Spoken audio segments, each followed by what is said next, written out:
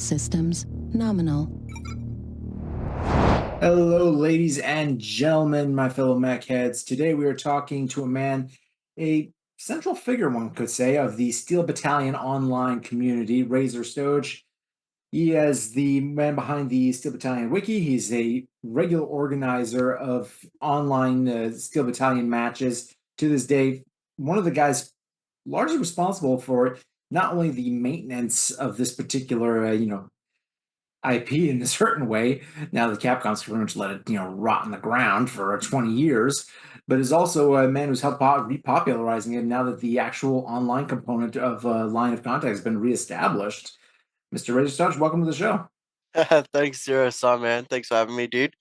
Oh yeah, my Um, pleasure. I mean, now that I am among the pilots myself, and finally gotten my hands on one of these babies. Well, I'm, always glad to not only see that this game has not been forgotten since it first came out in 2002, but also the fact that there are still people actively playing it to this day and doing a damn fine job in maintaining and just keeping it alive after all this time.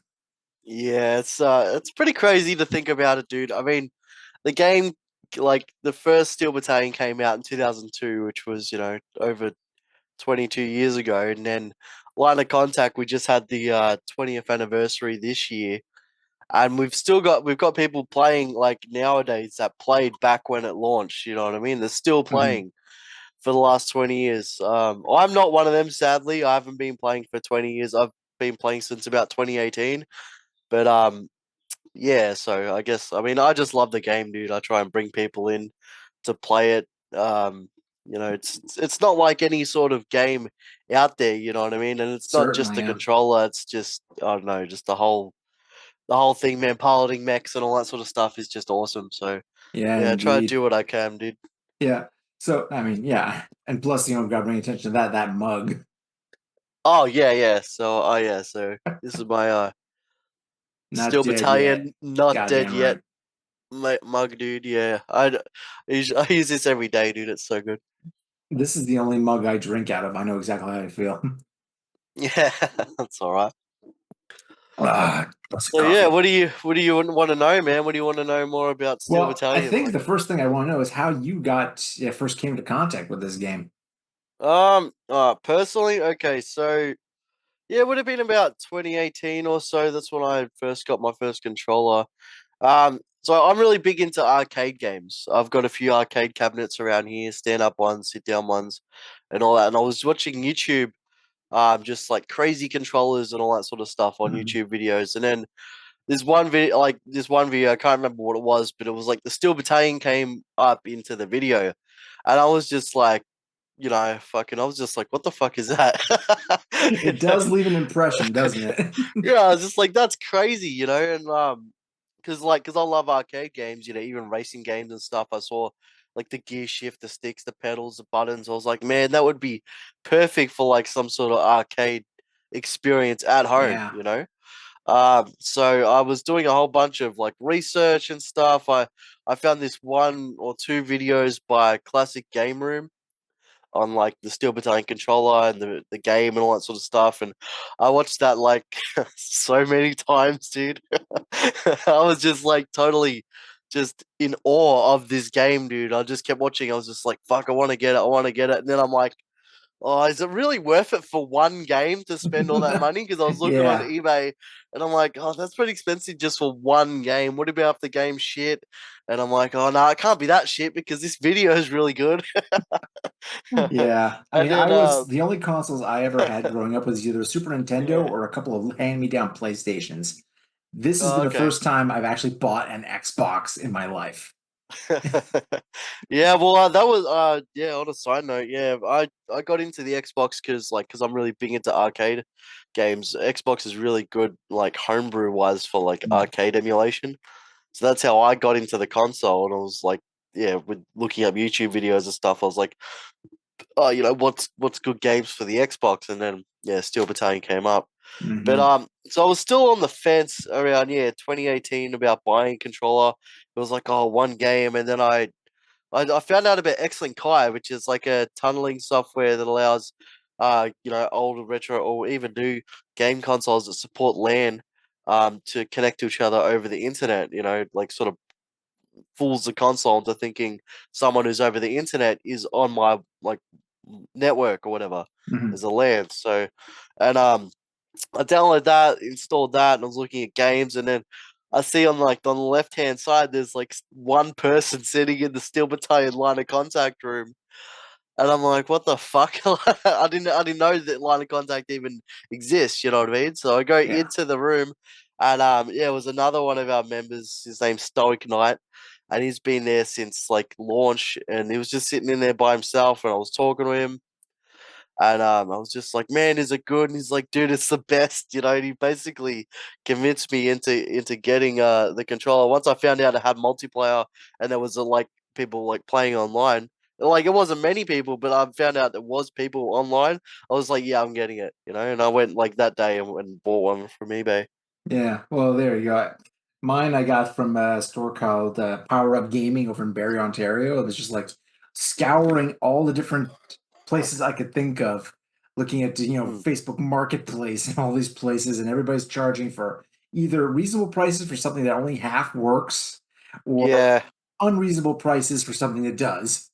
And then I finally found this one place and managed to convince my wife I wasn't completely insane for wanting it. So oh, here that's we awesome, are. dude.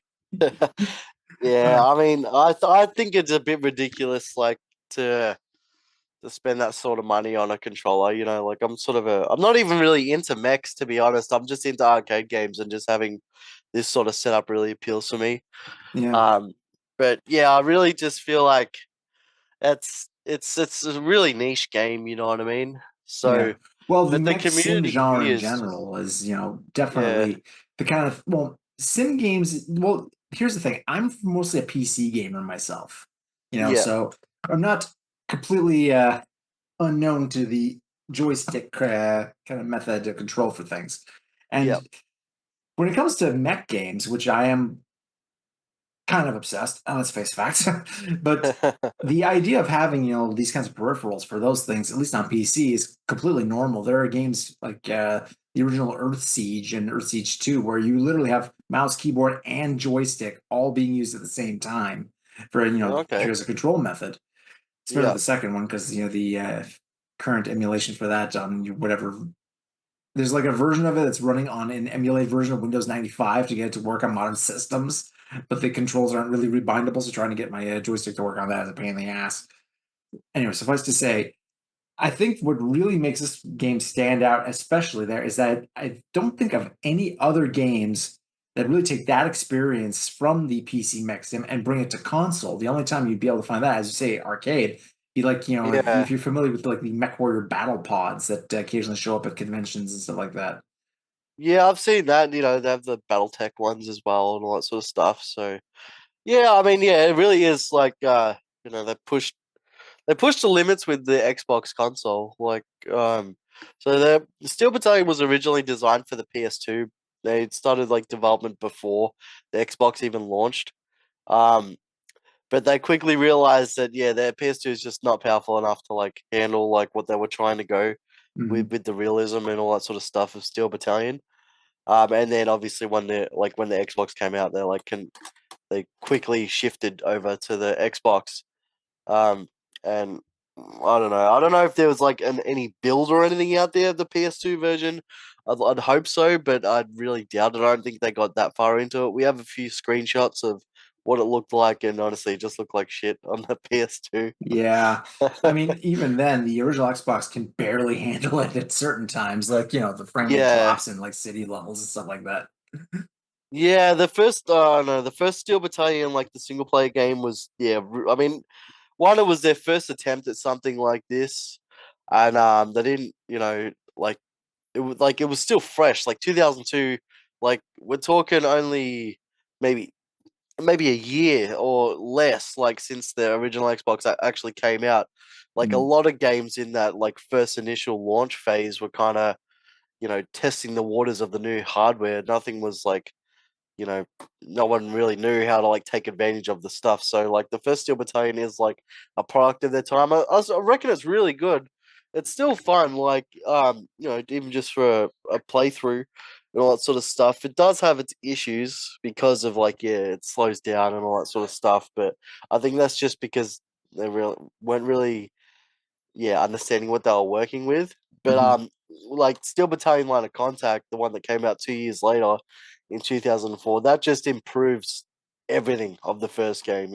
Yeah. Um, yeah, like that's where I reckon it really peaked. They Mhm. took like the first Steel Battalion and like that was sort of like a starting point, and then 2 years later, that's when they really perfected all the game mechanics. They perfected like the frame rate and just everything. It's just so much better. Like, Yeah, because I caught the stream because you stream this game on Twitch and among other things when you do the weekly live events and stuff like that. I actually had yeah, your opponents who were streaming on Discord, so I had them watching them on my left monitor, watching you on my right monitor, and you oh kicked yeah. their asses, by the way.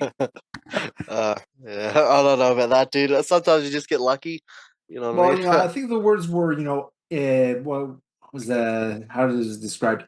Uh, well, basically, you crushed them. They didn't manage to catch any kind of control points or anything like that. So, kudos Oh on well, I that. mean, it happens, dude. Sometimes it's just I don't know. I mean, I've been playing. Yeah, like in the recent years, I've been playing this for about 6 years now, basically religiously every weekend. I try to and when I can, I'll be there for the weekly events. I try and get people together and all that sort of stuff. I had people like from way back when the game launched. They were the ones who sort of like trained me to play nowadays. So I try and build people up and train them because it's honestly, it's like the learning curve for this game is so massive. Oh It's yeah, it's it's fucking crazy to be there's honest. Like, really very little like it. Like the tutorial level is read the manual. Hope so. yeah, yeah. There's no real tutorial in this game, dude, at all. Like, it sort of just throws you in, like, and you just got to learn. It's just trial and error. You know what I mean? Yeah, and reading the manual itself is like an experience all on its own. Like even if you've never played the Yeah, game, it's just fun because it reminds me of like the technical readouts for BattleTech or any kind of like those kinds of things for various board games or RPGs where they just go into nitty-gritty detail about all the inconsequential like technical stats for all the mechs and stuff like that. It's always yeah. fun to just going over that stuff is fun in and of itself, but it actually is a very good way of learning how to play this, provided you can, actually remember it while you're being shot at. Well, I mean, I feel like with the way this game is, like with the controller and everything, like every button, stick, gear, whatever, pedal, every action has an immediate reaction in this game. So, like, if you get caught off guard or if you die or whatever, it's solely on your ability to like master these controls and like play the game. Like that's why in our group that like there's definitely a big skill gap between like the older players and like new people and all that sort of stuff. Like Mhm. everyone plays this game different. Like not two people play this game the same. Like it's the same controller, but just different tactics. Just the way like it's such a strategy orientated game, and it really fucking yeah, it really determines like your ability on like how you can what you can do and if you're gonna win or not. Yeah. And it also depends on your choice of mech or vertical tank VT, as they're called in game here. Yeah, Because each one of them have different stats in terms of not just durability but also turn speed, the yeah, different aiming radius of how far they can move around and aim at stuff. And then of course each one comes with different weapons, and all of them like described in meticulous detail over here, like everything from 270 millimeter rifles to smoothbore guns, grenade launchers, flamethrowers, rail guns, howitzers, chain guns that just go yeah, plink off armor but are really good against tanks. All sorts of awesome stuff. It's just like the boombox. What other game yeah. makes you buy your soundtrack in game so you can listen to cheap tapes that are just like Yeah, buried underneath all the explosions? I feel like that was just sort of they threw that in just to be I don't know funny or whatever. I don't like because the sound this in-game sounds are there's just so much going on with when you're playing Steel Battalion anyway, just from like the sound of like the VTs and just the roars of the engine and the guns and all this sort of stuff that having like that sound in the like you don't really need any soundtrack in the background anyway. Yeah. You know what I mean? There's like, And often yeah, it I don't just know. sounds so, depending on the track you pick, it's just like so weird in contrast. Yeah. It's like, some kind of weird, like some kind of surf rock thing happening in the background. It's like, yeah, this feels like Nom. Yeah, it's like, I don't know, some old tape deck stuff, dude. Like, Yeah. Like a tape deck. It's just that it's that interesting kind of combo of, yeah, you're in a giant walking death machine, but you're still looking at LEDs and little dials and stuff like that. It's still amazingly low tech in that regard. There's a recent guy, Madman Epic, did a video and he brought this up that these. It's a good video, by the way. Everybody watch that video. He brought this up that these mechs feel like the ancestors to the kinds of mechs you'd see in other games, where they're a bit more sleek and agile and high tech. These the vertical tanks are literally vertical tanks. They feel like yeah. ponderous in their way. Yeah, I watched his video. I watched it twice actually. It's really good. But Yeah. yeah, it is like yeah, definitely with vertical tanks it's kind of it's more like yeah, they're more bipedal military style, just Mhm. yeah, like war machines rather than like you said like some Gundam Japanese anime interpretation or like Pacific Yeah. Rim or something like that. Which is odd because this was made by the Japanese. Yeah, It's literally kind it's of well weird that. I feel like well around that time there was a lot of so back in the early 2000s, if you remember, there was a lot of like war shooters. We had like Medal of Honor, we Mhm. had Call of Duty. There was a whole bunch like Brother in Arms. Like if you look Mhm. on the original Xbox and just have a look at all like the World War II style shooters and stuff, Yeah. this was kind of in the time around that. But this is set in an alternate, different universe, 2080. But Mhm. still, like it is a war based game. Like it's gritty and all that sort of stuff. So, and I feel like they were like with if they because they were going for like a simulation game. That's what puts this like apart from other mech games. And this is a simulation mech game. You Yeah. know, It's definitely compared to other things that are available on the Xbox, like Mech Assault, which is far more yeah, arcadey action kind of thing, or even the yeah, Armored yeah. Core games, which have a lot more in-depth kind of mechanics in terms of customization and stuff like that, and also do actually have quite a bit of sim in them. And that the earlier Armored Cores around that time would also have things like your turn radius being different and like that, your aiming, the FCS and systems like that, Hmm. but those ones are definitely more action oriented rather than the you're in the cockpit controlling things manually like that.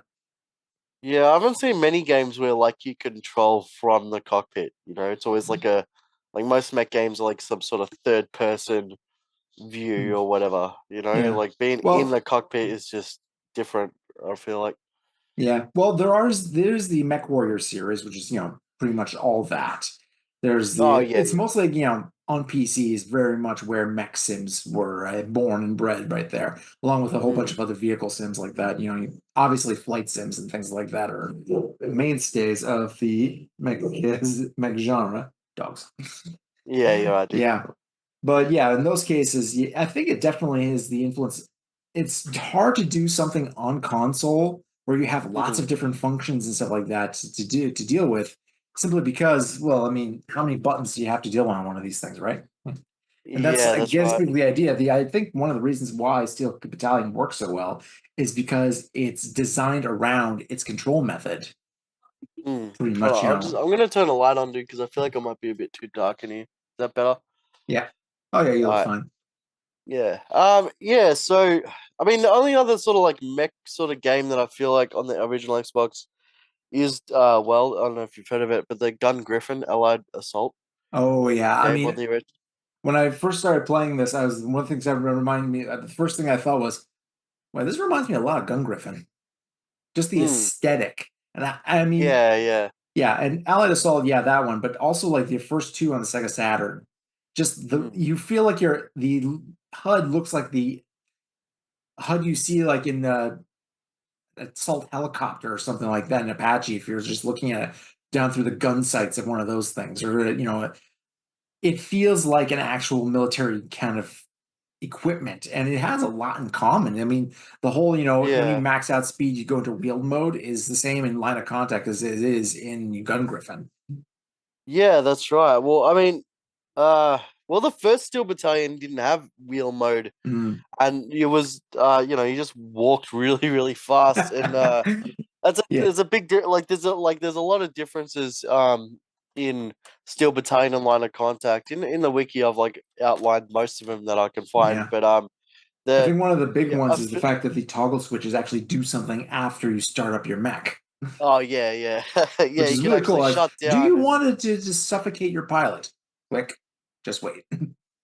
yeah, well, I mean, with the toggle switches switching them off, like it adds an element of stealth into it too, because you can shut down your VT and then enemies can't like lock onto you and stuff. So you can use Mhm. that in like a tactical advantage. That's another element that Line of Contact did better than the first game. First game Yeah. couldn't do that.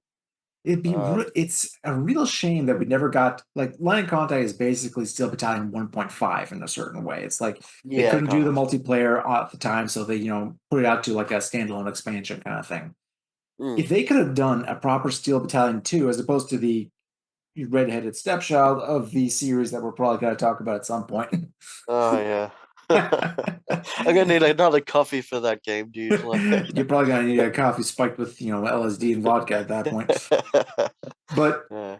I think if they'd actually done another campaign, like a proper single player campaign, like in the first one, Mm. I mean, that would have been interesting, taking all the advancements that they've done with the from 2080 to 2084 when Line of Contact takes place. All the new mechs that were introduced, like the mechs with the shields that they deployable shields that they can, Yeah, apply, yeah. the EMP generators, the Gauss cans on the earth shakers and stuff like that, all that cool stuff, the Mm. wheel mode and all the different toggles. Imagine like also there's also a whole bunch of other things that could have added into it. I just keep thinking about this, like all the other mech games that I've played. I imagine like you have a button you can well, like you have the function buttons on the controller that are vary depending on their usefulness depending on the situation. How about if Yeah, you yeah. have certain things equipped, you can use that. Okay, deploy recon UAVs. Click, and there's just like shoots one off and it does a nice little verification of the area. Of course, it can be shot down, or turn the sensors to passive, so you're even stealthier and stuff like that. ECM stuff, like more stuff based on like the sheepdog VT, that kind of Yeah, the stuff. peeping spear and all that sort of stuff. Yeah. I feel like, well, I mean, at the time they like if you look at the AI in the first game, like, they couldn't really implement. That's why I feel like they didn't implement a single player into Line of Contact, is Mm. because they didn't like the amount of mechanics and stuff in Line of Contact. I don't think would translate over to a single player game. I've been Like, stuck in traffic jams with my allies in the original game. yeah, Trust me, I know what you're talking about. yeah, like just the way like because we do circle fighting and dog fighting and all this sort of stuff in Line of Contact. Like I don't feel like the AI could counter that sort of stuff in a Mm. single player game. Maybe nowadays it could work around better, but at the time I don't think the Xbox could have handled it. No, no, Um, I doubt it. Like maybe so if they that's made it for why the yeah. 360, I guess. Oh man, yeah, that I don't know, dude. I fucking hate heavy armor. I've got it, but I mean, I've uh, tried playing that game, and it's just terrible, dude. Maybe by FromSoft of all people. I mean, nobody bats 1,000. Let's face facts, but Hmm. kind of surprising. Although, admittedly, Yeah. the Xbox was never really that popular in Japan, so they definitely didn't necessarily have that much experience, especially with the Kinect of all things. Oh man, Yeah. yeah. I don't know why the fuck they did that. Like, I feel like, I mean, I see a lot of stuff online where people are like, oh, Steel Battalion will be good in VR, and like, I mean, Mm. Heavy Armor might be good in VR. Like, it might be good like as a VR mech game, but I don't. It's just not a good Steel Battalion game. You know what I No, if mean? they didn't have the Yeah, name, if it was just like heavy armor, and that was it, and yeah, had no connection, something else. yeah, it Yeah, had no because connection, that would have there's been actually probably better received. yeah, because there's literally no connection in the game besides like the Veets. Well, they call it Veets in Heavy Armor Mm. and VTs in Steel Battalion, but there's like besides that, there's no connection between Yeah. the two games. You know. I think the worst part is that the problem with heavy armor is the execution, really, because the Mm. concept is great. Like, if you ever played well, you're not that into mech games other than Steel Battalion, so probably not. But if there's a PS2 game called uh, Ring of Red, if you've ever Okay. heard of that one, It's not really. basically a alt history post World War II kind of thing where the Germans developed mechs, but they still lost the war, and eventually Japan is half taken over by the Soviet Union, half by the Allies, and the Yeah, mechs didn't do well otherwise, but in the kind of terrain of Japan, it works actually pretty well for the rough terrain. But these things have crews; they're like literal walking tanks. And it's like they slow pace. They have people loading, shells, and they have infantry support that you can control to send and do stuff.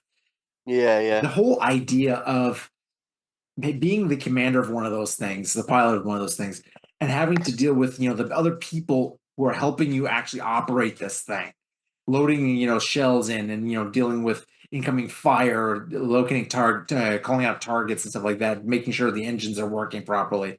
And then a shell comes in and causes damage, and one of the other people inside there gets hurt, and you have to try and, okay, do I keep firing or do I stop and give them first aid and try to keep them alive? That yeah. whole That I mean, that concept is yeah. great. It's just it's on the Connect and it didn't work right. Oh man, that's the biggest problem with the game is just actually making it control properly. I mean, I've tried playing it. It's just the technology in the Kinect just. I mean, maybe it could have worked with like the Xbox One Kinect, Mm, maybe a bit better. I don't really know, but yeah, I don't know for Heavy Armor was meant to be like the big Kinect game, like the gamers game on motion controls, meant to compete with like Nintendo Wii and all that sort of stuff. It was like nope. a hardcore mech game for Kinect, but it was just a lot of people were disappointed, man. Like, Mm, and that was 12 years. 12 years ago they brought that out, and they haven't touched Steel Battalion since, and I don't think they will. We've yeah. seen that they've they did redo the trademark or whatever for Steel Battalion. Mm, Um, but I think that was just because they had the DLC and all that sort of stuff on the 360 marketplace. yeah, you I can't really really sell don't. that stuff if you don't own the trademark anymore, even if the Yeah, I game don't. isn't available anymore. Yeah, I really don't feel like they're gonna like they redid the trademark or whatever just so they could bring out a new game and surprise everyone. Like, Yeah. I mean, for uh, that, they'd probably have to redo the whole controller too, because yeah. obviously, Well, if I they're gonna, mean, yeah. yeah. I'm just thinking about Madman Epic's video where he's talking about how physical sales are already at an all-time low for games. Like, what's the chance they're gonna make controllers and stuff that's for like just one series Yeah, because it's with the my game? It understanding probably, that the game pretty much just broke even based on the yeah, cost of design and selling the actual controller versus cost of buying one. It was around 200 USD about that at that time. yeah. Well, I mean, they did. They So the way they released this was like in like batches, small batches. There was a couple 100,000 of it released. I don't know exact numbers of controllers, but they sort of like they just broke even, but it wasn't like they didn't overproduce them. Like they're still out there, but they're not. Mhm. There's not heaps compared to like other games like that Yeah, would have that's smart at least. been produced. Mhm. So and yeah, we'll be translating the techie guidebook, which is like the encyclopedia, and it says in there that in an interview with the guys or whatever, they're like, "Oh, Capcom didn't even know about it until it was already done." Yeah. you know, and they Uh, released it. I mean, that's Like they. probably the best way to get something like this done, really. Yeah, I mean, it was a passion project for them to release this game. It wasn't because they were trying to make money out of it. It's just because this is cool. Yeah. What were Like they? How this. did they describe it? The dream of men. Yeah, that's it. That's that's in an interview. It's like the host or whatever is just like, oh, what's the appeal of Techie? Techie being Steel Battalion in Japanese, and then I think it's Asushi Inaba. He's like the producer. It's like this is the dream of men. And it's like what a He's way not to wrong. describe a game. Yeah, like I've never heard of it. Like that's a pretty bold statement, but like it's kind of true though. Like it's pretty crazy for. You either want to be the barbarian warrior with the big sword and the pile of corpses, the hot chick attached to your knee, or you want to be in the giant robot smashing things and blowing shit up. I mean, Yeah, there's, that's right. or better yet, both. That's Yeah, me. that's awesome, dude. Yeah. I mean, I'm really glad they did manage to get this thing out there. That's for damn sure. They're like, as we've been Mm. saying, there's nothing else really like that. And because it is custom designed for the actual game. I mean, every single switch on this thing is Yeah. labeled specifically to the function that it has in game and everything.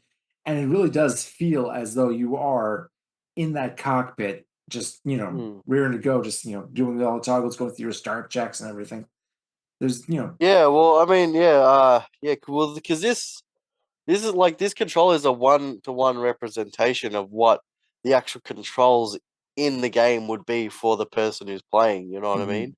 Yeah, It's not like using an Xbox controller or whatever to simulate something else. Like this is literally, if you were actually in the game, this is what the player would be using, and you've got that in real life. So yeah. it's like everything that you do on here is actually what's being done to control that tank in the game. Like, Yeah, the closest you can come to that in other games is like with a HOTAS, and joystick setup with yeah, pedals and yeah, everything like that, which is technically how you're supposed to play those older MechWarrior titles and stuff like that. There mm, was for a long period of time the whole mouse and keyboard method was actually the optional method for how to control those things. You were supposed to have a joystick and your keyboard, to input commands and stuff like that. And really, yeah, I mean, it makes sense that you find that style of game on PC for the most part mm, because no other console or way of playing games actually had the control method that would allow for that many kind of commands. I mean, without the number of keys you have on the keyboard and all those different things, there's really no other way of really getting close to that kind of simulation unless you actually do what the new people at Nude Maker, which I still can't get over how weird of a name those people had for their company, yeah. how what they did, which is actually custom build the controller for the game. Yeah, that's it. I mean, it makes me think of like, like you got arcade racing machines, like the steering wheel, pedals, gears, like that's what you would actually see in the car Yeah. that you're playing as, you know what I mean? It's sort of like that's how this controller is for the mech in Steel Battalion, or VT or whatever. Mhm. But what always like amazed me is that like this big ass controller doesn't require any external power. It literally runs off the USB 1.1 port of the Xbox, and it doesn't require any external power, which is kind of crazy because there's Yeah, so it's really much like impressive. LEDs and all this sort of stuff and so many inputs. It's like you think you'd have to plug this into something else, but no, it just works. You know what I mean? Yeah. I mean, So yeah, I I don't know mean, how so they long as made it's that kinda work. well maintained, I mean, this thing can just, go on, you just plug and play. I mean, one things I really like about what you guys over at with the Steel Battalion Online, the wiki and Reddit and Discord and all that stuff, is all the different methods you found of maintaining and repairing and keeping these controllers going. It's been like as we said, 22 years. The one I've Yeah, got is one of the green button original first gen ones. yeah, yeah. And yeah, I mean, these things require eventual maintenance, and you guys have been doing a bang up job giving people the information they need to keep their controllers going over these years. Yeah, I mean that's one of the biggest thing because because there's only so many of them like out in the wild. You've got to maintain 'em. I actually just the other day I just refurbished my controller, so I put new grease in the sticks, in the gear shift, in the pedals. Like I fixed all that up, and we've got Harcroft in the server. He's been designing like replacement PCBs and stuff. We've got if like toggle switches break, you can get a board that'll like plug and play back in. If you need a like your gear shift is fucked, you know what I mean? You can get replacement parts, even the eject cap on like the right block, for the eject button, like we've got replacements for that. If you need like the tuner dial like knobs, we've got other people like making buttons in case like let's say button cracks or whatever. Um the end goal, like ideally, is to be able to for us to reproduce controllers.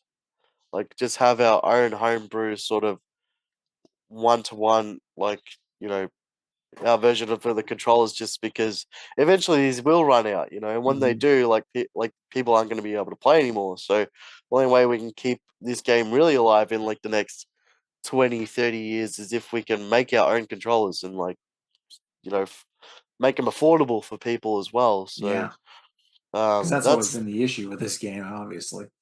And going forward, yeah, it's just going to become more of an issue as more and more of them break down and become even more valuable as collector's items. The price is going to yeah. keep skyrocketing unless somebody can actually homebrew this shit. Yeah, well, that's it. That's a big job to like try. There's so much going on, but um, at least at the start we've got a few parts so you can just drop in replacements in case something does fail. But I guess the hardest part is getting like the injection mold or whatever of the actual controller to Hmm. produce that. So Yeah, I guess somebody will have to do like a full scan of it of the exterior and try to reproduce it in a 3D printer or something like that. yeah, yeah, I sent off a controller to a user that's got like an X-ray scanner and all that sort of stuff, but he's I don't know, it's really technical, to get like an actual mold of it, Hmm. a scan of the mold. So that's just going to take some time, and then we'll have to figure out how to get them manufactured and all that sort of stuff. So it's a big process. Like, hopefully one day we'll get it. But just yeah, Yeah. time will tell, dude. Time will tell. Time will tell. In the meantime, people have actually managed to use these things with a little bit of custom drivers and stuff like that, and adapter cables. They've been able to play like Mech Warrior, Armor Core 6. I've seen people playing. There's a Yeah, VR game called Vox Machina, which is actually a pretty good mech game in that regard. People have been using the Steel Italian controller for that. So there's also a market for people who are interested in using it for games other than Steel Battalion, because there's yeah, really, yeah. very little on the market just like this. The I've thing never that I've never tested out using it for other games. I've seen other people have been able to Mhm. use it for other games, but like I've talked to people who have, and they're just like, look, a lot of things don't translate over well Yeah. because this game is designed just for Steel Battalion and those mechanics. A lot of like the gear shifter, like the left stick only goes left and right. The right stick stays in place and all that sort of stuff. So like a lot of the functions don't translate well into like other games. It's possible, but it's like if you really want to like play with a controller like this for other games, I'd definitely recommend getting like a HOTAS setup or something that's a bit more newer. Like, why would you buy a 20-year-old controller to play a new game that just doesn't fit well with it? I don't know. That's just my Dude, point of people view, have played anyway. Dark Souls with Donkey Kong bongos. Some people just do it for the thrill, you know? Yeah, I'm looking yeah. here at there's Razer actually did at one point came out with a prototype for a mech controller for MechWarrior Online. They called it the Razer Artemis. It was just ended up just like Oh, I did a saw that. Was concept that the thing. is that the Hulk controller? I think I Yeah, it saw had that. the joystick, HOTAS joystick on one side, a bunch of like sort of buttons and stuff like here, and a big kind of like touch screen in the middle. So that would Yeah. actually, if someone were to try and create like a Steel Battalion 2, that might be a way of getting around the idea of it only be good for one game if you could have the actual controls be adaptable to different games. Like, okay, you have one display for one game, but the different buttons, and those buttons are Mm. different than when you plug it in for a different game. Because the game will tell the controller you're playing this, so it changes the screen to have a different kind of display. That could be one way of getting around that. Yeah, I reckon that'd be pretty cool. I think when they designed that and stuff, I remember reading a few articles on that controller. It was just I think the manufacturing costs were like way too high to justify what it would have like sold as. Yeah, yeah, that's always the problem, isn't it? You gotta be the first one to do this is gonna be the one to foot the bill for their R&D on it. Yeah, that's it. Yeah. Um Yeah, I don't feel like we'll get another game like this again. Like I feel like the market is there. People would like something like this, but like companies' ambition and like just drive to do something new isn't there anymore. Like especially like we see Capcom, they've just been releasing like Resident Evil 4 and stuff like over the last 10 years, that they're sticking to like what's safe for them to make money instead of like Mhm. pushing boundaries like they did in the past. Yeah, well, at a certain point, everybody kind of rests on their laurels to a degree. Well, most people. Yeah. Some people just keep, shooting for the moon no matter what happens. Mm. Mm, Well, I don't know. They got stakeholders to look after, and like when you try and introduce something new that like you can't guarantee money will be made, it's like why take yeah, the risk. But yeah, it's one of those things you definitely want. A publicly owned company probably isn't necessarily going to be the one to come up with something like this, rather than some crazy guy in his garage. yeah, Yeah, yeah, that's it. But yeah, I don't know. Back to like line of contact. So I mean, we've got a yeah. It's pretty like our community playing this game is the one thing I really like about it that you don't see with communities nowadays anymore is that like I've been playing against like the same people every weekend for like years now. You Nice. know, it's like this isn't a game where you sort of like get into and you find random players or whatever. Like you sort of get to know these people. You know, you get to make friendships and that, and then it keeps you coming back.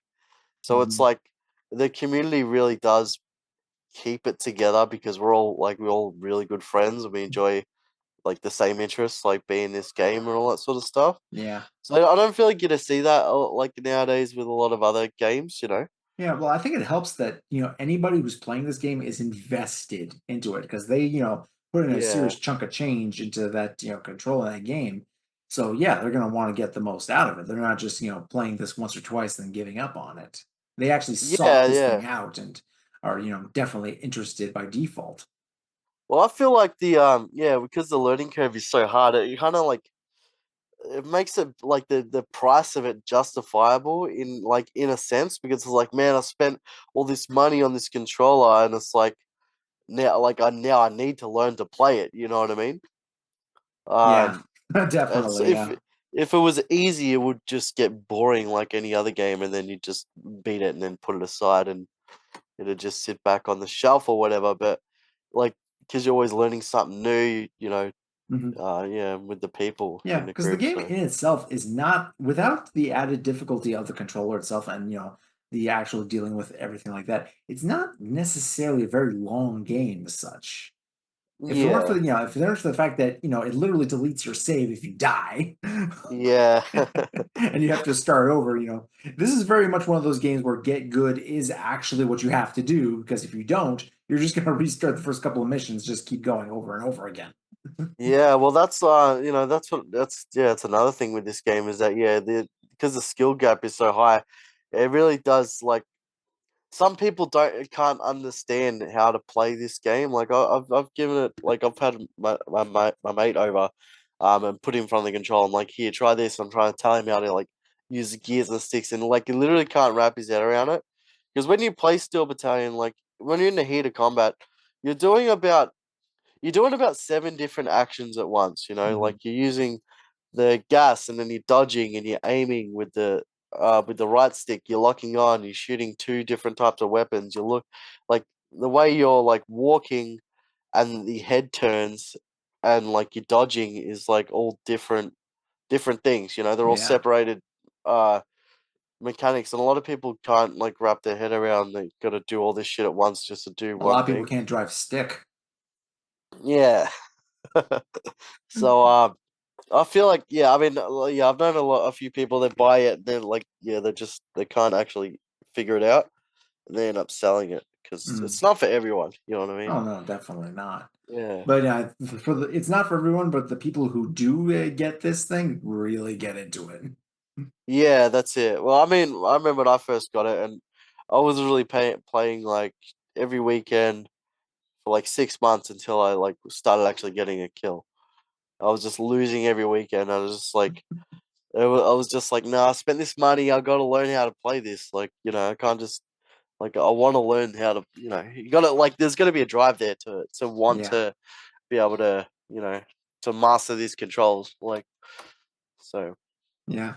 I think also there's, one of the good things about the game is that it does have a certain degree of generosity, backhanded generosity in a certain way. Like, for instance, mm, the free missions remain available even if the pilot that unlocked them dies. So you can just, at any point you want, just, okay, go back to the main menu, practice a bit. And then, when yeah. you actually have, some degree of skill with this, then you can go back to the main campaign and actually actually do well until that goddamn battleship on mission 4 comes in and blows you the fuck away. That goddamn, I hate that Oh thing. yeah. That is actually yeah, that mission is that mission makes or breaks people, dude. Yeah. Because I think it's wild that like you have a mission like that so early into the game that is like that difficult when you're just starting out.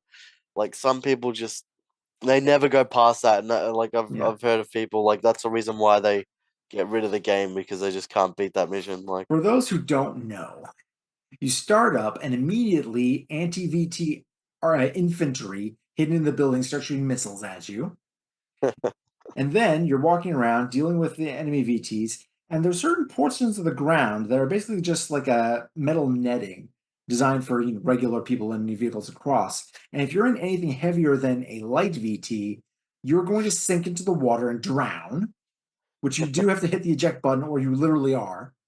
And yeah, then after you've gotten past the docks and these tiny little, gangways, as you try not to fall in the water as you're getting shot at, you come across your target, which is a docked battleship with. Okay, let me actually just read out what this fucking thing has in terms of firepower, shall I? Let's go look at this thing and see what exactly was killing me for like 5 attempts straight before I actually managed to get near this damn thing. So let's see here. Ba-ba-da-ba-da, vehicles, vehicles, vehicles, campaign overview, and naval port, and the Zen Yan. Okay. 530 millimeter three-link main battery guns, three of them. Four 205 millimeter double-linked anti-aircraft guns, large. Four 147 millimeter two-link anti-aircraft guns. Two 20 millimeter high performance autocannons, and four quad linked surface to surface missile launchers. yeah, and you've got VTs in there that are shooting you as well as like taking on Yeah. all that fire. Most of them are just Vitzes, which are the dinkiest VTs of all, to the point where their screens are in black and white, which is Yeah, just, I love that. It's just, why would you ever want to requisition one of these damn things I unless you actually feel absolutely like it was have a to? missed opportunity with Line of Contact that they didn't put the black and white as an option for the Vits in that game, because even though it's like it really distinguishes like that was kind of like the prototype VT model. Like they didn't even have color in the monitor. You know what I mean? I really, that's one thing I wish they did put in Line of Contact just for fun. Yeah. One thing I learned watching the just recently was that some of the colors of the display in line of contact change depending on like the model number and stuff like that as you requisition them. So they're constantly Yeah, yeah. differently different depending on the player a little bit. So yeah, like this is like a because we just So yeah, the way it works is like when Steel Battalion got released, there was this thing called campaign mode, which was like that runs for an eight in real life weeks. The campaign, it's like a multiplayer thing. You get to choose your faction. You get like 3 maps a week, and you actually buy your VTs with money and all that sort of stuff. Mhm. So that shut down in 2005. So like only a year after it launched. Well, we just recently with the Insignia getting brought back online, we've been able to reverse engineer the campaign server and get all that functionality on back online. But yeah, what you're How talking good about, does that feel? it's pretty crazy to be honest, dude. But yeah, when you buy VTs from a shop, it's like each VT has got a serial number, so every VT is sort of different in campaign mode. And depending on the serial number, yeah, like your HUD elements and stuff will change colors and all that sort of stuff. So it really it shows you like every VT you bring in could be different from like the last, sort of like which is really cool feature, I reckon. Like it's different. Yeah. I mean, that's the kind of thing that you can't really customize your VT very much except for, which weapons you decide to equip on it, whether it's Yeah. in the original or in line of contact. But being able to, if there ever one of the things that people love to do with mechs is the customization. It's one of the things that Mhm. really stands out among those things versus a lot of other vehicle simulation games. I wonder, like, because you have to wonder, like, okay, we have up to third generation VTs in these games. If they had gone forward to make a sequel, what would a fourth, fifth, or sixth generation VT been like? You Oh, think? I don't know.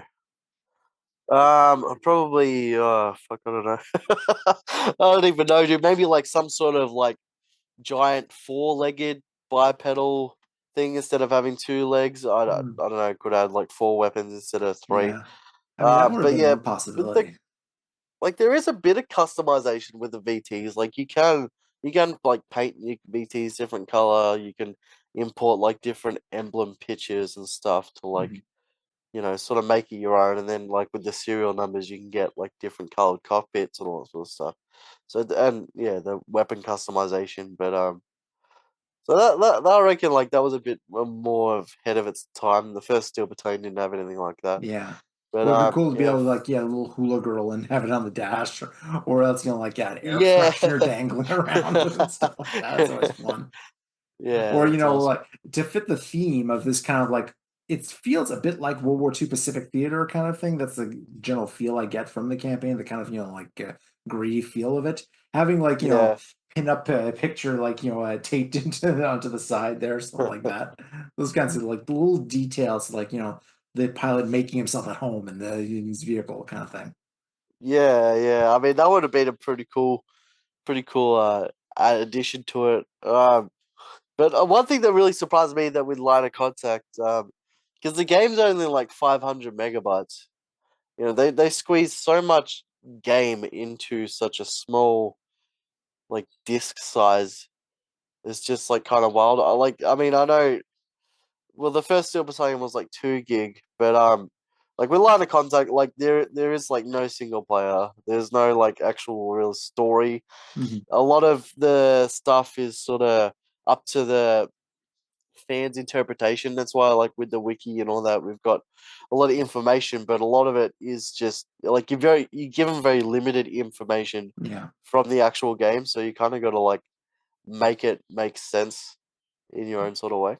Yeah, although with the campaign, the way it's structured, it does Yeah, create a narrative itself. You have, the Hoshaido, hope I'm pronouncing that correctly, the the Hoshaido Hashi forces, Dao. Hashidao, Yeah, thank you, yeah, those guys fighting off against the Pacific Rim forces that are currently occupying their island after the events of 2080 and 2082. yeah, Only, and then as that conflict is going on, they're trying to fight them off and trying to get the control back of their homeland. Splinter faction just breaks off and starts fighting yeah, everybody, and then mercenaries come in to try and make money off the whole thing, the Jarlax with their own like specialized mechs, and it becomes a complete yeah. free-for-all. I mean, if somebody wanted to actually just create a campaign based on that and Mm, create a narrative structure to go with that, it would fit perfectly well because I yeah. mean, oh god, imagine if they went full wing commander with that head branching paths on that too, depending on which Well, I mean, I faction feel you went like with. all the elements are there definitely. Like we're currently we're working on we got one guy who versus engineered the campaign. We got like a PC source port and we're trying to like, you Mhm. know, make a reality. And yeah, it's definitely like like he's been talking, it's like, oh, instead of having 5v5, I wanna have like 5v5v5v5, like every faction, like just new maps, like like everyone's versus everyone, make it a full on war. Nice. That'd be like, yeah, I reckon that'd be pretty cool. That'd be awesome. Yeah, because there's obviously not just the conflicts that we're seeing in these games, but the whole world that surrounds it. I mean, Yeah, obviously, there's other stuff happening out there. I mean, there's plenty of room for it. If somebody managed to reverse engineer this game and create like a fan sequel or something like that, because I yeah, know that yeah. emulation for the Xbox is a pain in the ass, Mm, especially for this game. I managed to get CXBX Reloaded to actually run the game because it actually can emulate the controller through mouse and keyboard. But I only okay. ever managed to get through the tutorial, and then the first mission is just like slows down to like 5 FPS. It's just horrible. Yeah, I think I mean, yeah, I mean, the first game is just like a nightmare to emulate. We've recently seen some progress with the Zemu emulator. Mhm. They've implemented this, I think it's a Vulkan API, which what made the game go from like 6 frames a second up to like 20 for line of contact. So that's really promising. That's still in early development on this new API that they've implemented. So I'm hoping to get in contact with the Zemu guys so that we can like discuss about getting controller support for that emulator because I feel like that'll eventually be the way to go. We'll shift away from these like original Xbox, because that's one of the things that's kind of stopping us Mhm. from like moving forward. That it's like stuck on this old hardware. Like with the emulator, we'll be able to like upscale like textures, like we'll get better frame rates, like it'll be Yeah. more stable connection wise because it won't be running off 100 megabits Ethernet adapter or whatever. So like there's still there's still a lot of possibilities for this game moving forward, you know what I mean? We'll still be here like playing like regardless, no matter what it's on, you know what I mean? But Amen. it will just it'll eventually advance like to the point where I feel like it will be more accessible for people in the future. The way things are going, if we get these controllers out, if we get emulation support, like we still keep promoting and keep bringing in new people who want to play and all that sort of stuff. Like they still do like the PAX events at the moment. There's PAX West is doing like they hold a Steel Battalion room every year. They've currently got Nice. one set up over there, and a few other gaming conventions do Steel Battalion rooms. There's like the French side of Steel Battalion Online. They do their own lands every year. Like it's crazy, you know what I mean? A lot of people do what they can to try and keep this alive, whether it be in person or online. It's sort of we all mishmash together and just keep promoting Yeah. and make it work, dude. Keep spreading the word that this is still played online for people, you know. Yeah. Well, I mean, in terms of like community, I have rarely encountered people who are more dedicated and, nice about the whole thing than this one. I have not seen anybody act like a dick in all the people in the entire Discord. And there's a lot of people there. So, yeah, that's kudos on you for, and everybody else involved for, really being Yeah, I very, mean, very welcoming for people who are getting into this. well, I feel like yeah. I mean, with this sort of thing, you've got to be like. I mean, it's not hard to be a nice person, and like we all want a game and all that sort of stuff. But the difference between this and like pretty much a lot of other communities that we're all in the same boat. We're all like middle-aged men or women playing this game. There's not like young teenagers or kids or whatever playing this. Like the barrier for entry is like just too high. You know what I Mhm. mean? So we're all just under the understanding that we all have the same interest in playing this game. We're not gonna like waste each other's time and just act like a jackass or whatever. Yeah, you we got to know? wreck some mech. Yeah, that's it. We're here for a reason. Let's blow some fucking VTs up, you know? Yeah. uh, Uh, I mean, also, like, what was I going to say? There's also that fact that again, everybody's really invested just simply because of all the time and money that goes into this particular game, obviously, and the amount of time it yeah, takes to get good at it. You don't want to wreck your reputation with the only people you have around who are going to play it with you by acting like a yeah. dick. Well, yeah, I mean that's another thing too. Like, fucking if I piss someone off that plays, dude, and they don't want to play anymore, well, fucking who am I gonna play against? I've just lost my only opponent. And the way like we try and like train up new people and get them involved and stuff, it's like if I've been playing for years, but if I don't like play and they're not having fun, they're not gonna want to keep playing. So we've got to like work together because I want to have like a good opponent in the future to verse. Yeah. You know what I mean? So it's like you don't get any fun if you just treat people like that. Like some other games, people, I don't know. It's not that sweaty. Yeah. Well, speaking of the actual games, how does one get involved in an actual multiplayer event like the ones that you guys hold on a weekly basis? So yeah, I mean we obviously we got the Reddit which we post to every week. I'm on Twitter and stuff. We got a Facebook group. We got the Discord. We usually like everything happens in the Discord. We've got the voice comms and all that sort of stuff. We put out announcements every week. We have like mods and maintenance set up sort of channels and that, and people who want to get involved. Like we help people configure their networks and get set up and yeah, the biggest thing you need to play this game is like one, have an original Xbox console, uh, modify it in some way, whether it be like a hard mod, T-sub, or like soft mod or whatever, so you can run the game from the hard drive. Because the 20-year-old disk drives are so unreliable now that they just you won't connect to someone that is running off a hard drive. So, Mhm. also it's a requirement to mod the game because there's no actual way in line of contact. There's no way to unlock any of the maps or like any of the VTs and stuff without importing one of our save files that like has been preserved from like the early 2000s into your Xbox, and it reads that. Uh, Once they shut down Xbox Live and all that sort of stuff, um, back in the day they didn't release anything to unlock anything, Oof. so they kind of Yeah, like that's cut a off all dick move. support. So yeah, so like so those are like sort of requirements to like to get it up and running on the Xbox. And then we sign up to Insignia or use Xlink Kai, which Insignia is like the Xbox Live replacement that got released. Xlink Kai is that tunneling software that allows like System Link and LAN to be played online. So that's how we connect to each other. And then obviously just have the controller, like the hardware and stuff to be able to connect. So there's a bit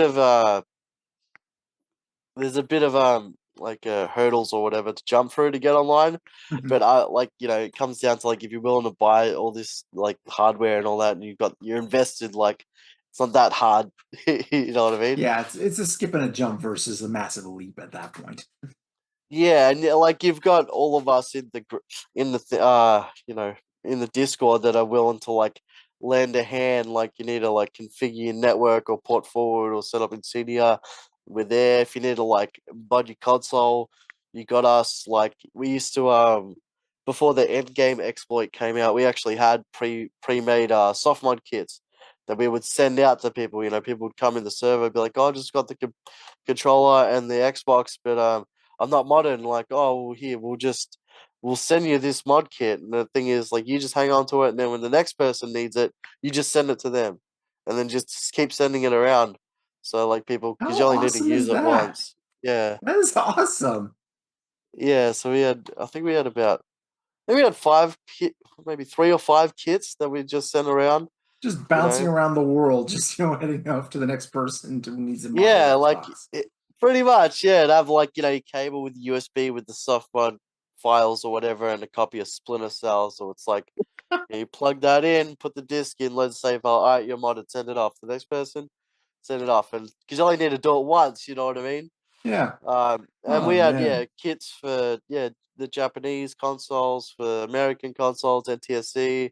Like I've got a kit for PAL consoles if anyone in Australia needed a kit, like that was like the least we could do, like trying to minimize like the amount of work that needs to be done to get this set up. Yeah. I But mean, nowadays you don't need game save exploits and stuff. You can do it from a USB stick. So yeah, that's at least that simplifies things at least a bit in that regard. yeah. So it Yeah. kind of made our soft mod kits like a little bit obsolete, but it like the barrier to entry is just like so much easier Yeah. to mod now. So I mean, you can have the that one of those soft mod kits right next to the big Steel Battalion box that somebody yeah. built into that. It's now in a museum. You can have both right next to each other, like piece of gaming history right there.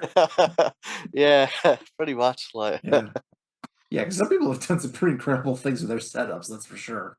I mean, that thing's like taking things to a whole other level because you oh, literally got a this phone big Steel inside that you can use Battalion to talk to box, the dude. outside. Yeah, that's probably the craziest setup I've ever seen. That big Steel Battalion box. I speak to Ten Fresh every now and again, like to keep up to date with what's going on, with how he's modifying it, and that it was actually through him that we were able to get the debug build of Steel Battalion Line of Contact. Nice. A while ago. There's a whole story of that dude of like that was kind of incredible for us. I can tell you about it if you want. Go ahead. The so Yeah, so we were like, I mean, so for many years I was trying to track down because there was like a Xbox debug kit with a build of Steel Battalion Line of Contact on it. It was like a fucking I don't know October 2003 or something build. So it was just before the launch. It was nearly done, and like I was going into Xbox forums and Discord, Reddit, and anyone that has anything to do with like Xbox collecting or whatever. And I was just hounding people like, "Where's this debug kit? You know what I mean? We need it. Like, if there's anyone out there that needs like this Steel Battalion debug build, like we need it because we actually play the game. You know what I mean? It'll help us learn how to like how the game actually works on like a like a scientific level. You know what I mean? With all the code and that. Yeah. Um, and after so many years of getting kicked back, um, one of the guys, one of the managers in here was talking to the guy that owns the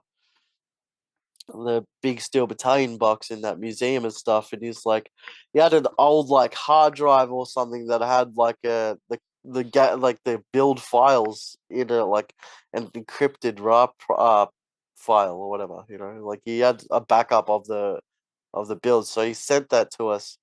And then I kind of went on a tangent, like, man, how can we break into this password protected RAR file to get this build out of there? And we had oh man, we had like people from this Hashcat community that like specializes in like raw archives and all this stuff. And man, we had they so they all joined the server, and then they ended up like they did this thing, I don't know, like on the computer or whatever. They set up like an online server and everyone connected to it, and there was about 50 computers or whatever, and like they're all, it was kind of like Bitcoin mining, but like for Okay, so like they're just the yeah, so there's basically just brute force and trying yeah, we're passwords trying like to over and brute over, like force the networking. we're trying to brute force the password of this RAR file.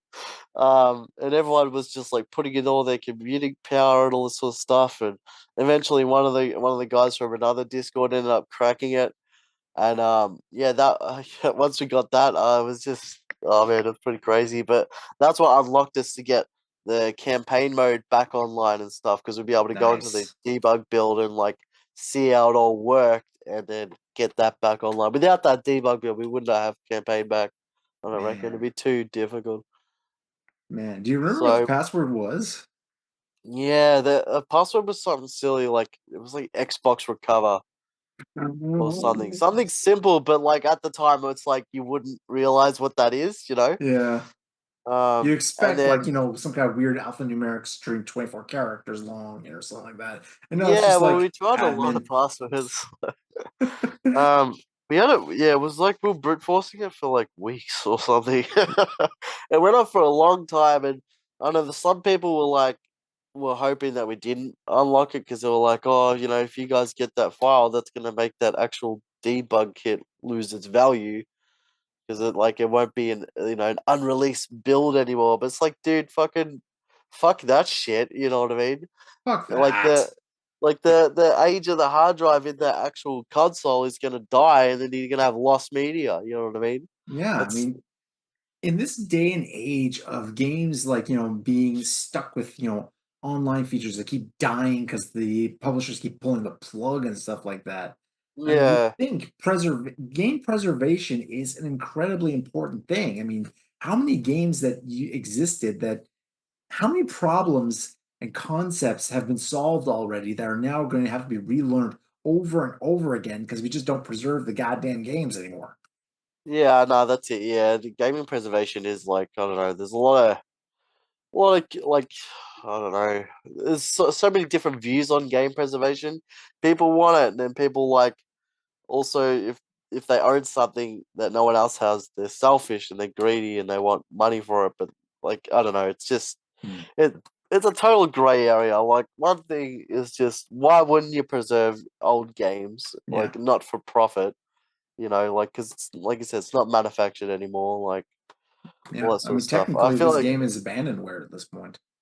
yeah. Well, I mean, a lot of games past the 20-year mark are.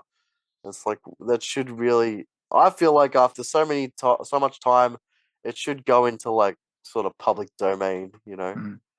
Or at the very Um, least, if you have a game with an online component of some kind, if yeah, the developers and publishers are going to shut down that thing, you have to actually make the game playable, at least like peer to peer or something like that, because otherwise you just like took a chainsaw to a huge portion of what made that game worth buying to begin with. yeah. Actually, it makes me think with Steel Battalion. So, well, line of contact anyway. So I was reading an article. So because there's like three different game modes. Like you got the Xbox Live campaign, Xbox Live free mission, and then the System Link mode, which is like LAN play. And the LAN component was like a last minute sort of idea that like that was the last thing they put in. They weren't even going to put that in. I feel like if they didn't put in that LAN component, this game would be dead. Like, Because that's what was used um, with the Xbox Kai to yeah, actually do the X-Link tunneling. Kai, XP Connect, all those sort of like LAN tunneling softwares. Like that's what's literally kept this game online for like so many years. Like we were still playing X-Link Kai over LAN online just like a couple years ago. It's only when Insignia came into the picture that Xbox Live started uh getting back online, and we could bring back some of those Xbox Live only features and all that sort of stuff. But yeah, My without God. that LAN component, dude, this like no one would know about it. I mean, people already don't know, but you know what I mean. Like, Hmm. my Yeah, it's life would be totally unlike other different. games. This one can't really be emulated properly on PC, and even then, Yeah, without the controller, it's not the same anyway. I mean, yeah. you could play this game with mouse and keyboard eventually, but it Mm. wouldn't be the same, now, would it? Yeah, the only like other way that you can emulate this controller like on the Xbox is with what they call OGX 360, which is like a board or whatever that you can hook up other controllers into. Mhm.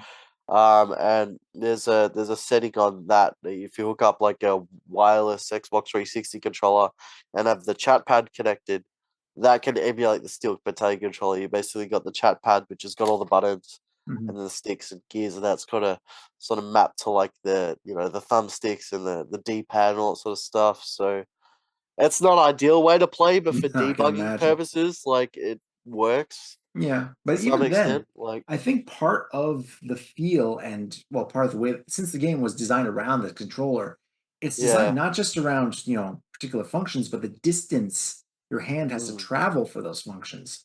Like one of the yeah. reasons I think one thing that's interesting, I'm eventually gonna do my own video on this thing, but that thing one thing I definitely want to mention, the right joystick does not recenter on its own.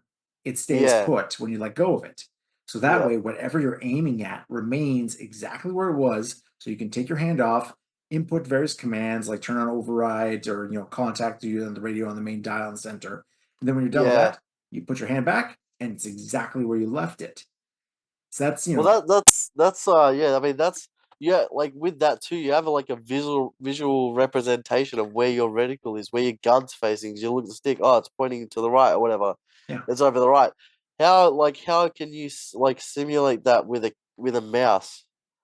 You know you what I mean? You can't put the really. mouse over, but you have no idea where the reticle is because, like, yeah, that's another thing that I feel like mouse and keyboard just don't work with Yeah. this sort of game. You know? The only way a mouse can work for this is if there are certain like in space combat games I've played, something like that, where you move the mouse and there's a line, and eventually Mm, your ship's points to it, depending on how fast it can turn, stuff like that. There's a built-in lag between how fast your mouse moves and how fast your actual ship moves.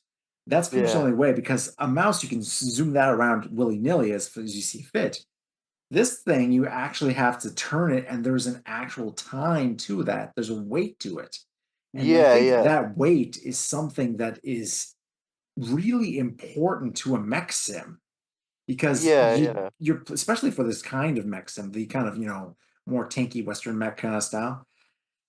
You want something that feels like heavy machine. You're operating heavy, dangerous complex machinery. Yeah, that's And right. that is something that really the controller lends itself to, that no matter how many commands and controls you can put on the keyboard and mouse, it's not going to be the same. Except maybe if you break out, the whole setups, but even then, these ones, Yeah, it they does just go back recenter. You don't into get the same yeah. functionality. Yeah, that's right. I mean, that's what separates this from like a lot of other games too, is that like some of the mechanics for this controller, that's why it doesn't translate well.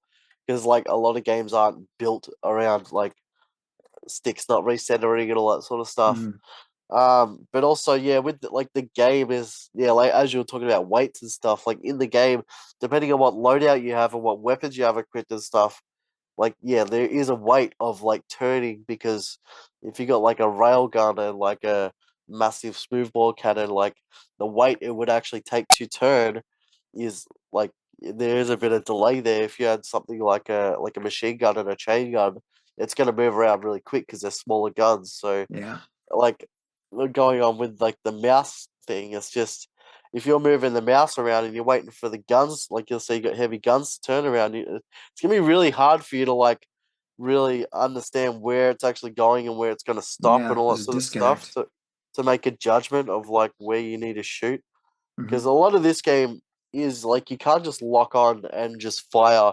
There is a like an element of like freehanding with the stick, you know.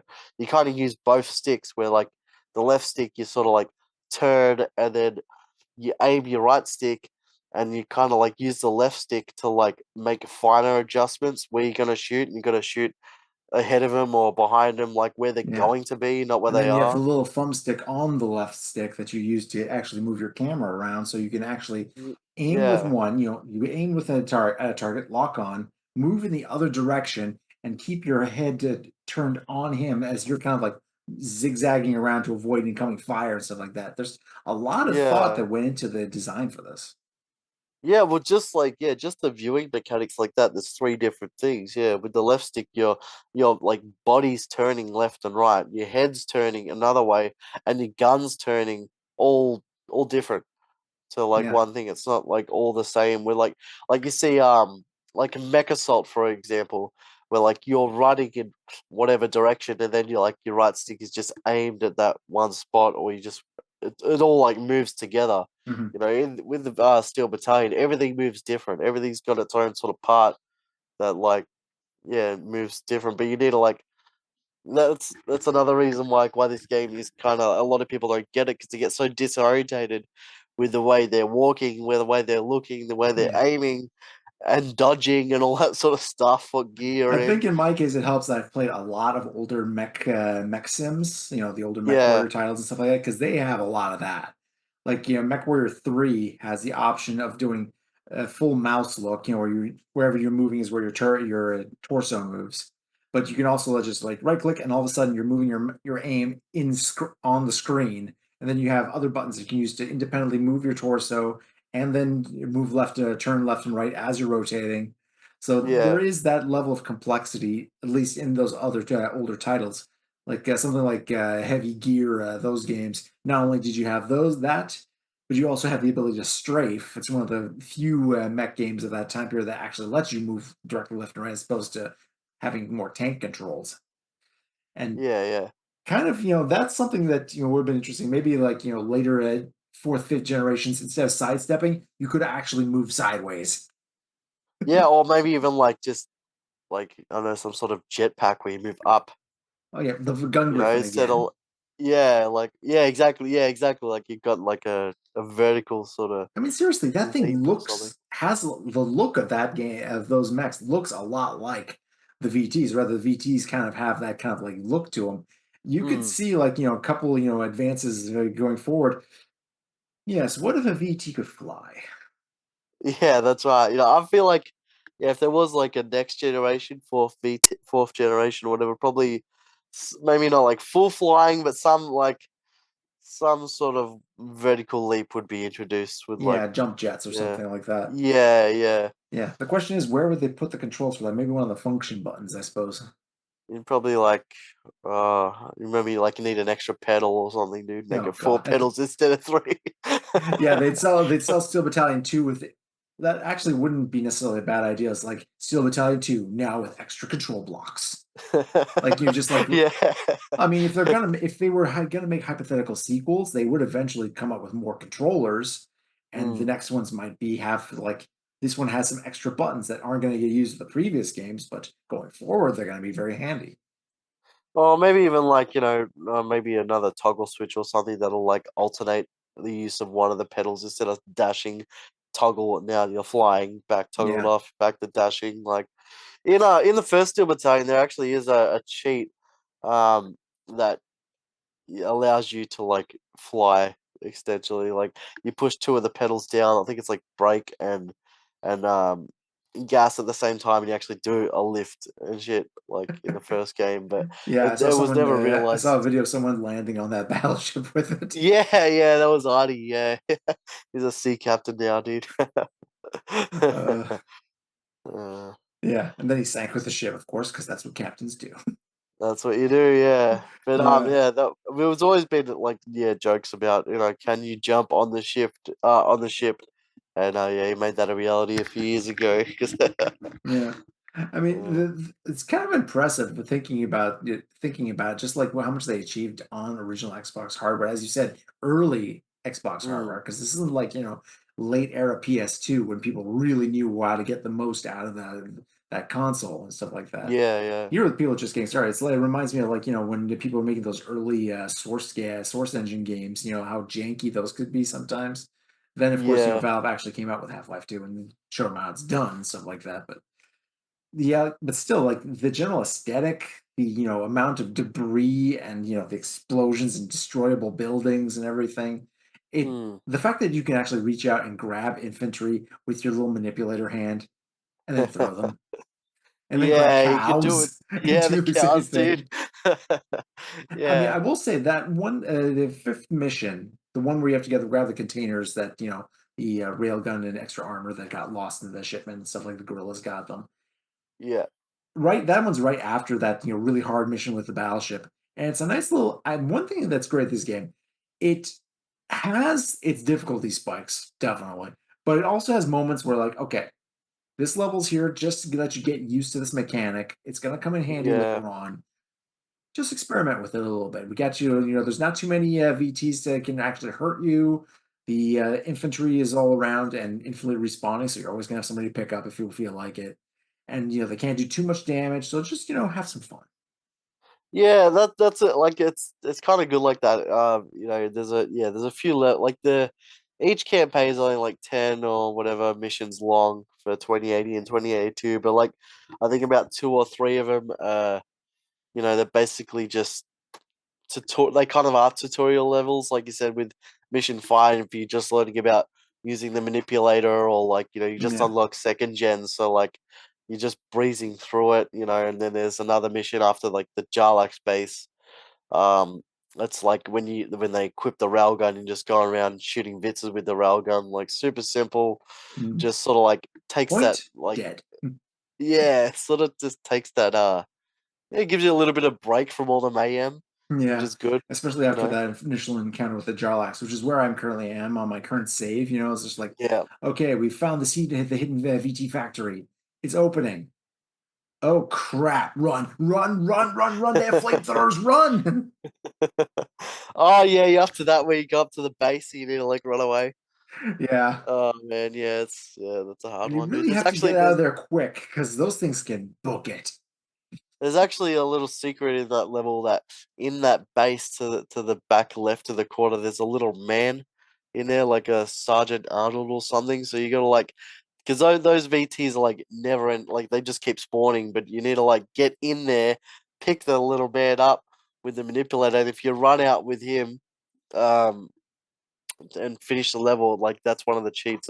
I think it unlocks like the spotlight or something, which is a added Yeah, feature. that's one But thing I love about this. They put in all these little cheats and stuff like that. That sometimes it's not like a cheat code or anything like that. Like the unlock all the free missions, which I did yeah. because I could use the practice. Let's face facts. But like just grab this one thing in the level and finish the level with it in hand. So you can't retract the manipulator. You have to have it out there. So no Yeah, sub yeah. weapons for you. Yeah, it's kinda like they're kinda like little Easter egg Yeah, objectives, you know what I mean, in the missions that if you, like, find them and complete them, well, then, yeah, it unlocks a bonus thing, and I think that's really cool aspect of, like, instead of just putting in, like, a cheat that unlocks it, it's like you actually have to sort of work for it. yeah. Like Um, some of those cheats only work if you have a certain number of hours accumulated playtime. yeah, that's right, and, like, the hours are, like, hundreds or whatever, hundreds of Yeah. hours. I think it's, like, 200 hours Yeah, or or something. like in the next mission after this one, where you can find the Quasar, third generation, the first sort of Yeah. generation VT you encounter, and it's just like in the factory behind locked door. You have to open one of use the manipulator to open it up, and it's like the guy on the radio says, "Okay, that is interesting. We're going to start researching that right away." But you still have to buy the damn thing, so you don't get it right away, of course. Yeah, I mean, you've got to buy it. You've also got to you're gonna be a certain rank to be able to pilot it too. So Mm. you unlock it, but I mean, it gets available in the shop. But yeah, you still can't pilot it until like you reach certain like criteria that allows you to do it, you know. But once you do have like enough money and access to third gens, like you don't really go and play anything else. You know what I mean? It really Yeah. opens up the possibilities of like what you could do Yeah, and it in a definitely gets a VT. lot easier once your field of view opens up a bit because those first gens, you're very much cramped into like that one low res CRT monitor, and then Yeah. third gen is like, oh, I'm playing a mech game. I've got an actual Yeah, well, I cockpit I mean, can see out of. every generation, like, yeah, I mean, the first gens are like, yeah, slow, lumbering, like, yeah, tanks, you know what I mean? And then when you get to third gen, it's like everything's like super quick, mobility's more, you can got more battery, you can do have more advanced weapons, like, Yeah, which is awesome in the game, you know. You sort of work your way up, and then the more you like achieve in the game, the more like the game treats you for it, you know what I mean? yeah. Then you Which hit is that awesome. override button, and all of a sudden you're like in Mach 4, just like, and then Yeah, where'd all my yeah, fuel that's go? it. Uh-oh. Yeah, that's one thing that's like fucking a bit shit, I reckon, about the first game is that, yeah, once you run out of fuel, you just completely stop. You know what I mean? You can't move anymore. Like if you're like on the Jarlax mission or whatever, and you're like underground and you run out of fuel, well, it's either you wait the time limit to keep your VT or you eject and you lose that VT. You know what I mean? Yeah, because you're not getting a supply helicopter drop in that way you're underground. Let's face facts. Nah, that's it. He's Yeah, you not really know, gonna which fit through the entrance, unfortunately. I love the yeah. fact that you can get your supply guys shot down in these kinds of games. It's Yeah, like, that makes it hard too. You know what I mean? That's like another element. It's like you've already got to spend like your supply points to like buy resupplies, but then when you're actually getting resupplied, if the helicopter gets shot down while you're getting refueled or whatever, then there goes that resupply. You know, then you yeah, got to call it 2,000 another one. supply points. The VITs that we mentioned earlier cost less than that.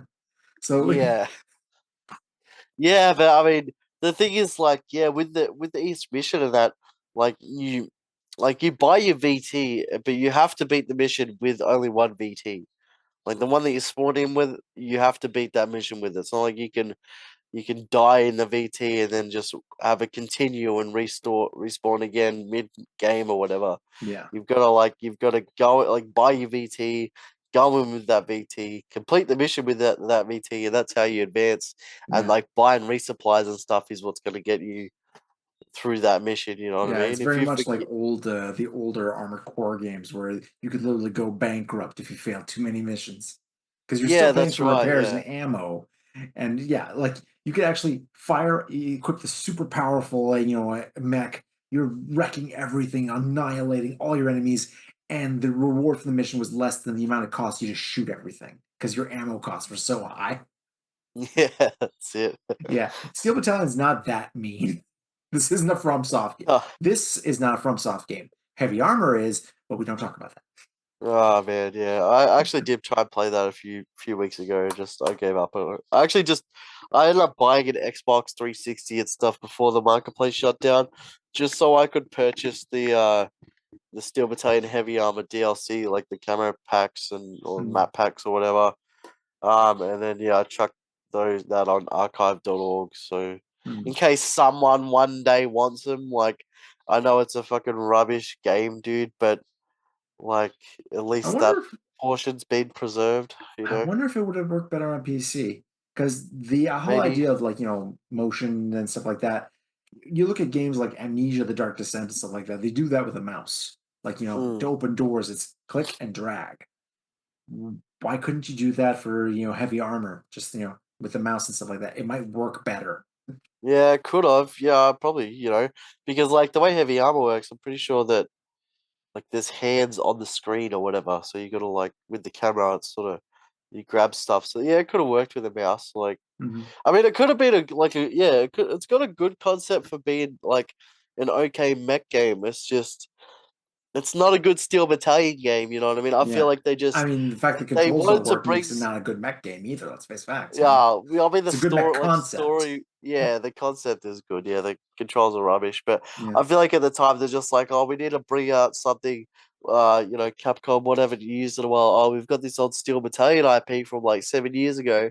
Uh, just use that. We haven't got anything planned for it. But doing so, they completely ruined like the reputation of Steel Battalion moving forward. Like they ruined the franchise basically, like with that Connect game, and like it lost a lot of old fans that were into it. It lost any new potential new fans, and it like I don't know, just I don't think they're gonna touch it again. To be honest, like I'll Well, be as very long as they keep surprised if doing good they. by Armor Core, I'm man happy. So Yeah, yeah, that's it. let them stick. Well, let's let them stick with that instead, and we'll leave Steel Yeah, Battalion to the people who really care about it. Guys like you and the rest of the community who've been keeping this thing alive for over 20 years now. So yeah. you have my very much my thanks for that. That's all good, man. I don't want. Yeah, I don't. Yeah. I like a lot of people. Know about our community that we play online and all that sort of stuff. But it's more like we just love the game, dude. And we keep it like alive and all that sort of stuff because it's just something that we're just passionate about. Hmm. Um, and that's it. There's nothing else really to it. It's just like we love this game. We're gonna play it. We're gonna like let people know we're playing it. If they want to join in, they're welcome to. Um, they need help setting up or whatever. It's just too easy, dude. Like that's yeah, I don't know. That's all it is, man. It's just a fan passion thing, dude, and that's why it's stuck around for so long. There you We go. don't want Amen to anything from that. anyone just to play this game, dude, and Yeah. like see other people enjoy it. Exactly. And if anybody wants to, join in on that, they can find you on the Reddit, on Discord. You have your Twitch channel as well for, Yeah. that you regularly stream this game and line of contact. Is there any other places that people should reach out if they want to get involved? Basically, I mean, yeah, we've got the wiki and all that sort of stuff, but the easiest way, which is just go on Google, just search up Steel Battalion online or Steel Battalion line of contact, or like, I mean, mainly like Steel Battalion online, like was the easiest way to like we're like the first results. You know what I mean? It's really like you can Nice. join Discord from the wiki, you can join it from the Reddit. You can join from the Um, description below because all the links are going to be there. Yeah, you can find us on Twitter. Like, there's a Facebook group that, like, we've sort of branched out to like every sort of social platform. Just to sort of get attention of people. Go on YouTube, see our like uploads of live streams and all that sort of stuff. So Nice. we're sort of pretty, like we've made it very easy for people to find us if they just search like a few basic things. Yeah, You and know. there's also the marketplace channel on the Discord for people who are looking for, a good deal on a controller. That's probably one of your best places to start looking. Yeah, definitely. Like if you're considering getting into Steel Battalion, don't just gun ho and go to eBay or whatever. Join us, talk to us. Sometimes there's people in the group that will do better deals for people who want to play, not like collectors or whatever. But Yeah. generally I'll scour the internet every week and I'll put up links to new controllers and all that sort of stuff, help people get set up and um find deals and all that sort of stuff just to get people involved. So yeah, if you are interested in Steel Battalion online or whatever, just try and talk to us first before you make a $600 purchase on eBay that you might be kicking yourself over, when you could be spending closer to 200 or whatever. There you Uh, go. yeah. Well, this has been wonderful time spent talking to you. This has been RazorStoJ, an emissary of the Steel Battalion. I have been Zero Sum. Thank you very much for joining me for this. This has been great. Yeah, thank you, man. I appreciate the interview or whatever. Just chatting about Steel Just Battalion, dude. chatting, yeah. I Just love the getting the game, word out dude. as Like, best we can, right? yeah, man. I could literally, I could just talk about this forever, dude. Like, Yeah.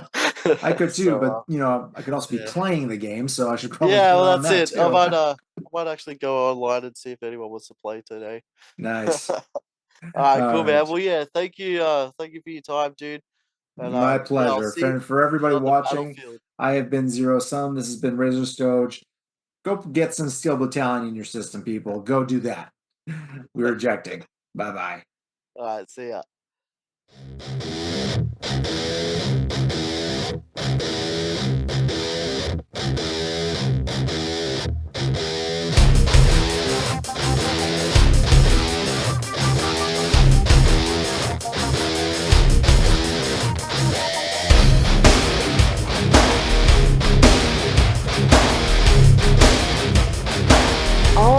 Primary objective complete. Mission successful.